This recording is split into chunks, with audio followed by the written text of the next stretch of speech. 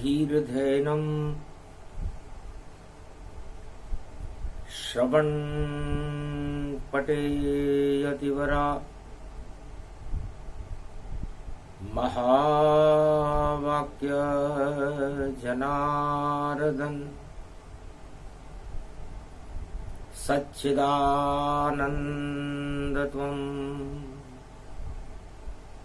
शरणं व्रजेश यादवेन्द्रं दयादाता पुण्डरीक्षाक्षीरसागरशयनं कमलनयनं नमस्तुते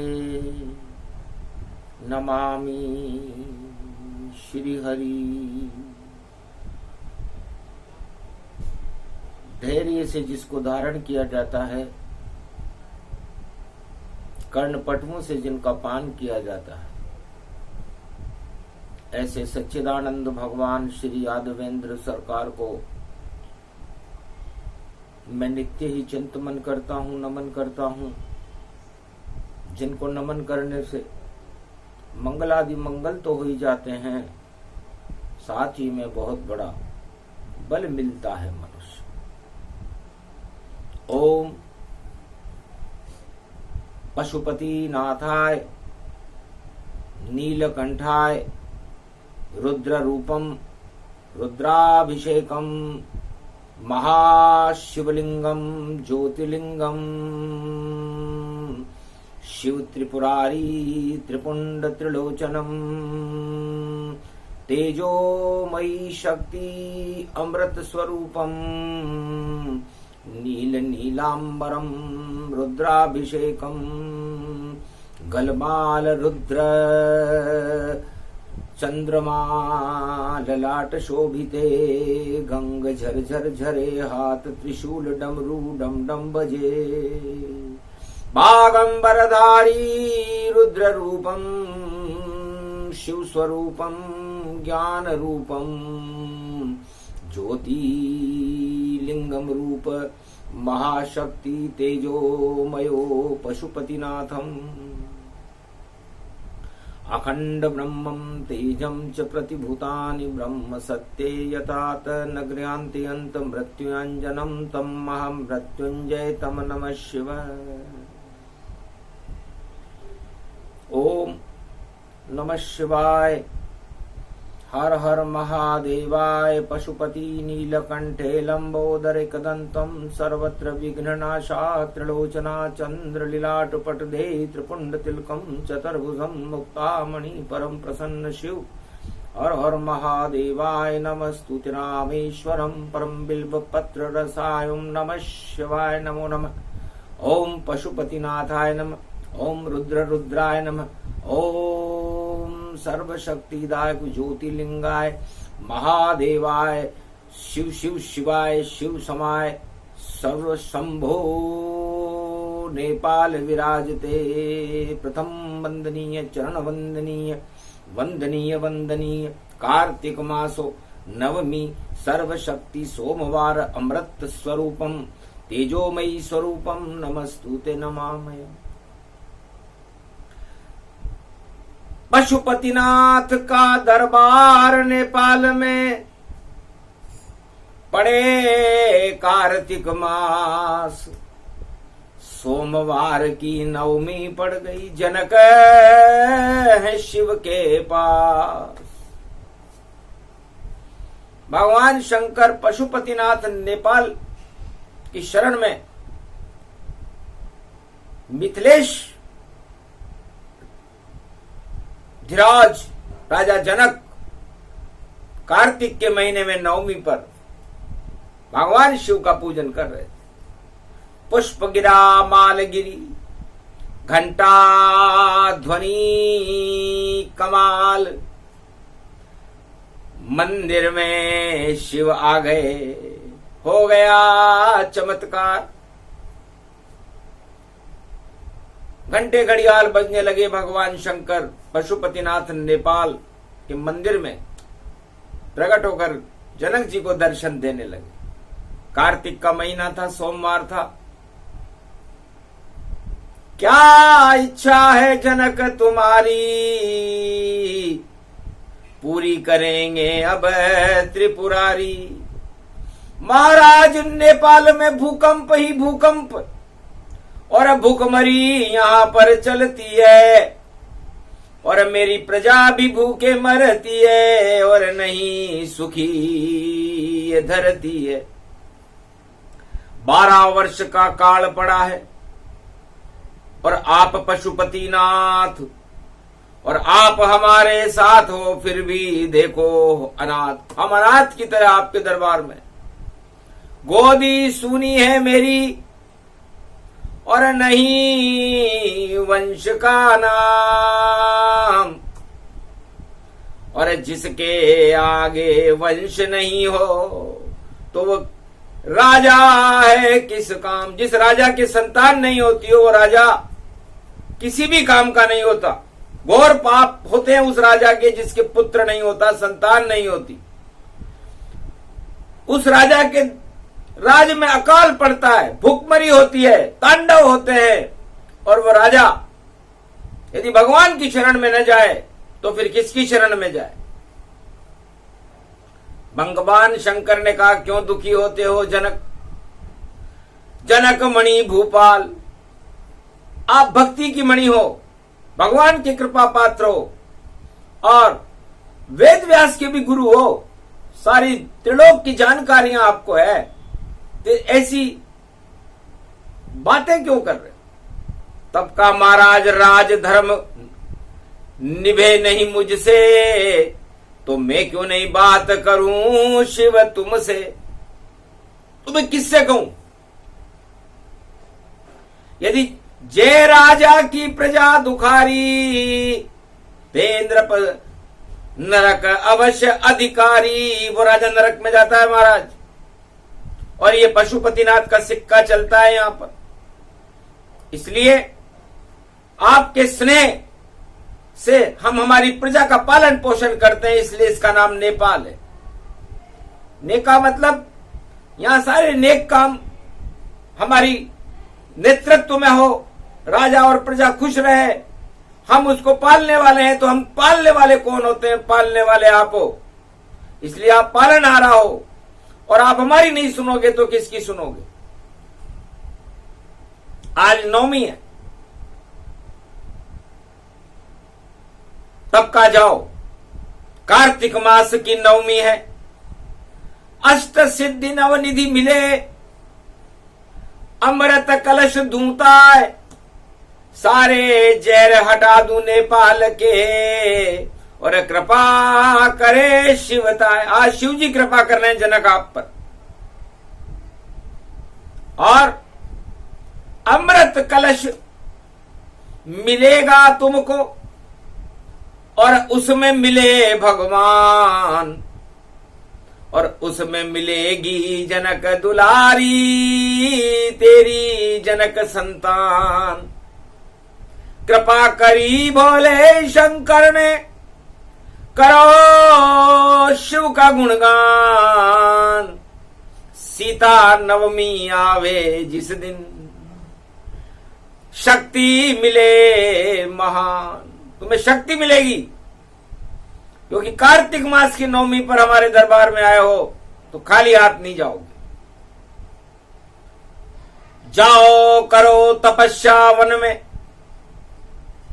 शिव की धुनी लगाओ। कृपा हो गई पशुपतिनाथ की, तो अब वरदान फल पाओ। जाओ, कहा तथा सुवरदान दे दिया। जनक गए जंगल की ओर, घास फूस की कुटी बना ली, और शिव की धुनी का कर दिया शोर। कुछ ही दिन बीते वहां, पर सूखा हटे न ताय। बरसा भी बरसे नहीं, मरे प्रजा भूखे जाए। भूख से प्रजा मरने लगी। तब प्रजाजन आए, महाराज भूखे मर रहे हैं आपके राज में, और आप यहां भगवान शिव की तपस्या कर रहे हो। छोड़ तपस्या, उठे बोले कि और चलो जहां है खेत, हल बनवा लो लकड़ी का, और राजमहल से महारानी गति है, महारानी को बुलाओ। कंधे पर हल रख लिया और शिव को किया प्रणाम। अरे नंदी बन गए हम राजा रानी, और सुनो फरियाद अब कान। है भगवान शंकर, यदि आप जहां भी हैं हमारी फरियाद को सुने। बैल बन गए राजा रानी, और खेल शुरू हो गए गति जानी। धीरे धीरे बरसा पानी, लाभ ही लाभ नहीं कोई हानि। इतने में हल टकरा गया और एक पत्थर के पाए जब देखा एक मटका निकला, स्वर्ण कमल गति जाए। एक सोने का कलश निकला, उसके अंदर एक अष्टकमल के फूल पर बैठी हुई एक बालिका निकली और कहा, आप हमारे पिता हो और हमें निकालो आप, और हम ही आपकी संतान हैं, और गले लगाओ आप। अति प्रसन्न जनक रानी और जनक राज गति पाए। धरती में से जन्म गई देखो जानकी माए। हम है जान आपकी और नाम जानकी जान, ऐसे जन्मी जानमी और नवमी रूप महान। न का मतलब होता है जो नारायण को भी प्रकट कर दे। वह का मतलब होता है जो विष्णु की शक्ति हो, वह माने विष्णु। और मी का मतलब होता है जो नारायण से मिल जाए।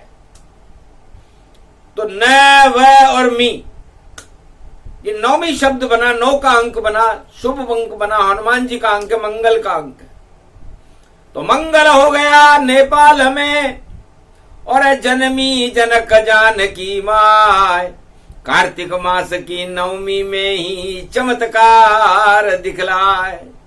सीता नवमी जन्मी सीता, और जनकपुरी में हुआ कमाल। उसको वरने अवध से देखो, आ गए राम अवध के लाल। तो सारे काल ही हट गए, हट गया सभी दरिद्र, और जनक गोद में पुत्री खेल रही। और शक्ति बड़ी विचित्र, बड़ी शक्ति का जन्म हुआ, जिसे सीता जानकी कहते हैं। सी का मतलब होता है शीतलता, और ता का मतलब होता है जो तरन तारण करते। तो जब हरियाली छाती है तो पूरी पृथ्वी पर शीतलता आ जाती है, और अन्न उत्पादन आशापाला अन्नपूर्णा दुर्गा का प्रागट्य होता है। उससे इस मृत्यु लोक के अंदर जनजीवन चलता रहता है। तो घर होती नहीं यहां सीता, और जनक दुलारी नहीं आती। घर शिव की कृपा नहीं होती तो कैसे सीता जन्माती। तो अमृत बनकर सीता आई धरती पुत्री जान, और धरती की शक्ति बड़ी, और अनधन प्रगटे भगवान। अनधन बरसने लगा, दीप दीपावली दिए जल गए, राजमहल में खुशियां मिली अपार। जनकपुरी सज गई नेपाल में, और सीता की जयकार, महालक्ष्मी की जय जयकार होने लगी। पूरा आनंद हो गया, भूखमरी जाती रही। जब शक्ति प्रकट होती धरती तो मंगल सब हो जाता है, अमंगल सारे हटते हैं, और महालक्ष्मी प्रकट आता है। तो महालक्ष्मी का जन्म धरती से हुआ, एक कमल के फूल से हुआ, जनकपुरी में हुआ, भगवान नेपाल के पशुपतिनाथ की कृपा से हुआ। और जनक जी को वो शक्ति दी गई, वो हीरा दिया गया जो अनमोल हीरा है। महालक्ष्मी सबसे पहले और मिली जनक को जाए, और उस महालक्ष्मी को लेने नारायण अवध में गए जन्माए। उसी महालक्ष्मी को लेकर और राम अवध में आए, धनुष तोड़कर विजय करी और लक्ष्मी भारत को मिल जाए। तो अगन के महीने में राम और सीता जी का ब्याह हुआ था। अभी कार्तिक चल रहा है और नवमी चल रही है। तो अष्ट सिद्ध नवनिधि मिली अवध को जाए, अवध में जन्मे राम जी जो नारायण कहलाए। तो नारायण का जन्म राम के रूप में अयोध्या में हुआ, खीर से हुआ। क्षीर सागर की खीर राम जी, और धरती का धन सीता है, और दोनों मिल गए जनकपुरी में। तो फिर देखो फलित क्या होता है। तो उस दिन दिवाली मनी थी। जनक जी की दिवाली नेपाल में उस दिन मन गई थी जब सीता जी का जन्म हुआ, और भारत में दीपावली का महापर्व जब मना, जब सीता को लेकर, बारात को लेकर कनक भवन में राम जी ने प्रवेश किया। तो ये दीपावली का महापर्व बड़ा शुभ पर्व है, क्योंकि ये सोमवती को पड़ा है। दीपावली 2 दिन की है, रविवार की दीपावली है और सोमवती अमावस्या की होती है दीपावली। तो पर कलयुग में कुछ अवरोध होने से 1 दिन पीछे हो गई, वरना वैसी की वैसी दिवाली है जैसी राम राज में आए, कलयुग में भी आ गई। तो शक्ति भारत प्रगटाए, भारत को नई शक्ति मिलेगी। योग बड़ा ये प्रबल है, और देख रहे भगवान मारकंड भी कर रहे योगों का गुणगान। शिव भी देख रहे सोमती को, सुमति भारत होए सब कुमति हट जाएगी, और दुख दरिद्र क्षय होए। तो ये दीपावली का महापर्व किसी भी युग में हो, दुख और दरिद्र का नाश कर देता है।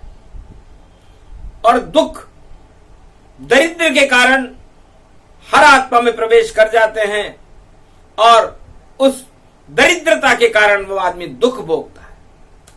और सुख कब मिलता है? सुख जब मिलता है जब दरिद्र हट जाए, अज्ञानता का अंधकार हट जाए, आत्मा में राम का प्रकाश होने लगे, तो सुख ही सुख है। तो ऐसा दिया जलाओ दिवाली, सोमती पड़े विशाल, कलयुग में भी राम नाम का दिया जलाओ आप। तो अपनी आत्मा में राम नाम का दिया जला ले, सारे अंधकार हट जावे, दुख दरिद्र का नाश, और महालक्ष्मी शक्ति नारायण की आए आपके पास, तब जाकर के आपको मां लक्ष्मी मिलेगी। मां लक्ष्मी की कृपा बिना नारायण की कृपा के किसी को मिलती नहीं है। मां लक्ष्मी किसी भी प्रलोभन में नहीं फंसती।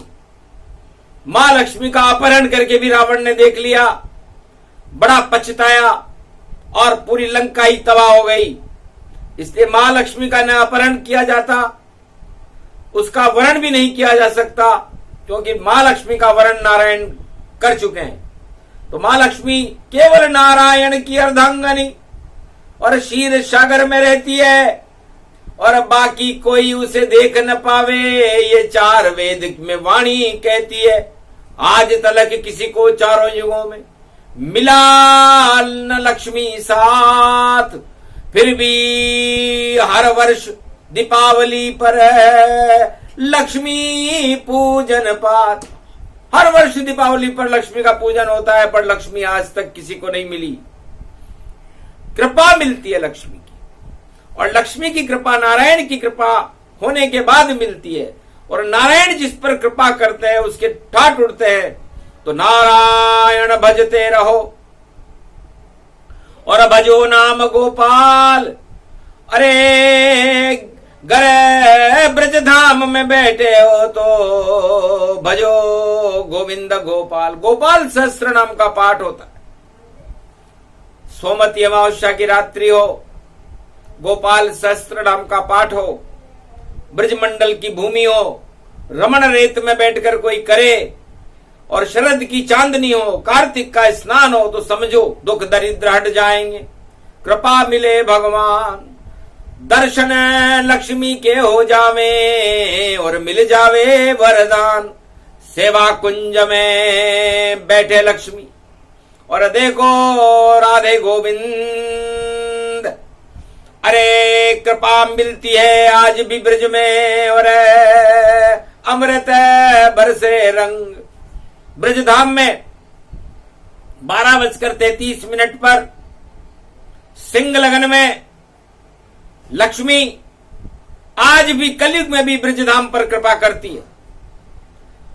तो सिंह लगन पूजन करे या पूजन वृष लगनऊ कति जान, ये दोनों ही लगन में पूजे तो कृपा लक्ष्मी गई मान। तो लक्ष्मी का पूजन वृष लगन और सिंह लगन में सबसे ज्यादा शुभ होता है। और रविवार की दीपावली है इस बार, सोमवती की भी दीपावली है पर मनाने में पीछे रह गया भारत। इसलिए जब दीपावली सोमवती और रविवार की पड़े और सिंह लगन पड़ जाए तो समझो भारत होगा शेर समाना, भाग जाए गीदड़ सब जाना। तो भारत में इस समय जितने भी गीदड़ हैं जो जोर जोर से चिल्ला रहे हैं वो सब हटने वाले, भाग जाएंगे। जैसे ही आएगा शेर दिवाली, शेरा वाली मैया, भाग जाएंगे गीदड़ साए, सारे आएगा कृष्ण कन्हैया। तो नई सदी में नई शक्ति का भारत होगा वास और नारायण लक्ष्मी का होगा दिव्य प्रकाश। ऐसी अद्भुत चरित्रावली बता रही है वाणी। और महालक्ष्मी का मंत्र जपो और जपो गोविंद राधे रानी। राम सिया जपते रहो, जपो राधे गोविंद। हनुमान जपते रहो, गणपति नाम अखंड। गौरी गणेश जपने से और मंगल भारत हो। ईश्वर का भजन करो तो सारे दुख क्षय होए। तो ये नवमी मिथिलेश किशोरी है। जैसे वृषभानु किशोरी राधा है, मिथिलेश किशोरी सीता बनी। और कलयुग में भी आवे किशोरी और भारत की सत्ता पर आसीन बनी। तो मिथिलेश किशोरी और जनक किशोरी और वृषभानु किशोरी की तरह कलयुग में भी कोई किशोरी होगी, वो भारत की सत्ता पर बैठ करके भारत का शासन कलयुग में चलाएगी। ऐसी पड़ी दिवाली योग में और घन घमंड हट जावेंगे और छल पाखंड और भ्रष्टाचार भारत से अपने आप भग जावेंगे। और जो भी इन्हें भारत में बुलावे वो लक्ष्मी से दूर हो जावेंगे और लक्ष्मी उनको कृपा करेगी जो राम नाम गुण गावेंगे।